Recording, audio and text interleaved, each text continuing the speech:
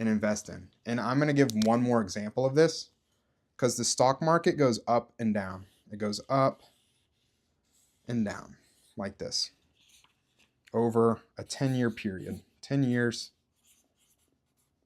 And we're going to call this the S&P 500.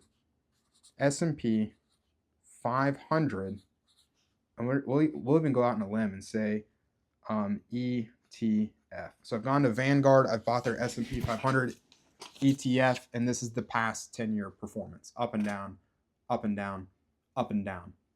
One thing to avoid, if this is what someone was asking of, how much money do I need to start investing, expecting an answer of like 10,000 to invest that day, I would not do that.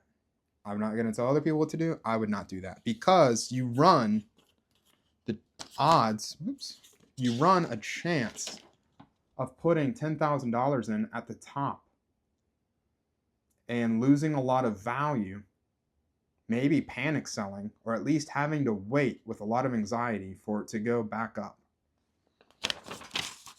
Going back to my cup, this is my S&P 500 for $1. We'll even call it $860. This is my monthly investment. I've bought $860 worth of the S&P 500. Excuse me. If I put this in at the top and it falls to half its worth, $430, I think, I don't lose any money. I no longer have money. I think people panic because they feel like they're actually losing money and they're not. I still have every single stock in this cup. I still own it. All right. I no longer have money. I can't lose money unless I sell this and take less money for it than what I paid for it. So if I buy it high and it gets cut in half, I personally would just want to hold it and wait for it to go back up.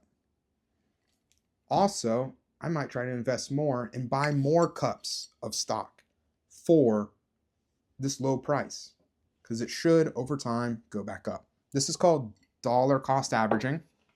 This is a prime example of what dollar cost averaging can look like. If I show up every month or every paycheck and I put in that money, then I will buy at the absolute low. I will buy on the way up. I will buy on the way back down. I'll buy the bottoms again. I'll buy the tops. I will buy at every little point in time, every paycheck. Every little hash on here is a paycheck where I went to Roth IRA to Vanguard and bought that S&P 500 as an example. And this is called dollar cost averaging. Dollar cost averaging. Put this in a box so you can see it well. Dollar cost averaging, where I show up every paycheck and I put in that $860 into the S&P 500. And the average will be between the highs and the lows. It'll be that solid black line. We avoid putting a big lump sum like 10 grand in at a peak and watching it crash and waiting for it to go back up. Instead, we'll invest over time, should already have an emergency fund established, should be out of bad high interest debt by then, and we're showing up every month putting money in after we've already gotten our 401k match from our employer, the 100% gain same day contribution match. We're doing this. And this is where that would go as well. Our 401k, let's say like I had a 401k from an employer and they offered me the match. I'm going to invest it in their version of the S&P 500 ETF, and I'm going to do it every paycheck. That's dollar cost averaging.